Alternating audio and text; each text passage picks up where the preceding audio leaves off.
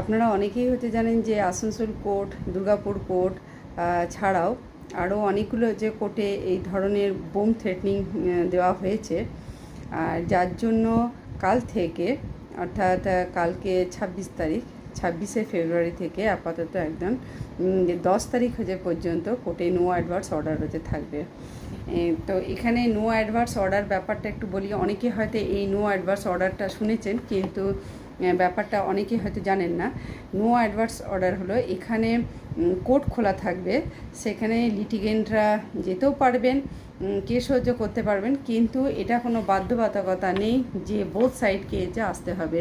যদি one side যদি না আসে বা কোনো রকম তারা কোনো স্টেপ না নেয়, তাদের বিহাফে রেসপন্ডেন্ট হোক, পিটিশনার হোক বা ডিফেন্ডেন্ট হোক, তাহলে সেক্ষেত্রে কিন্তু কোর্ট কোনো অ্যাডভার্স অর্ডার বা তাদের এগেনস্টে যে কোনো অর্ডার দিতে পারবে না।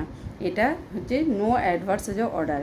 এখানে ম্যান্ডেটারি নয় যে বোথ পার্টিসকে যেতে হবে, আর এটাও নয় যে কোর্ট বন্ধ থাকবে। কোর্ট খোলা থাকবে, কিন্তু এখানে কেস হতেও পারে আবার না হতেও পারে।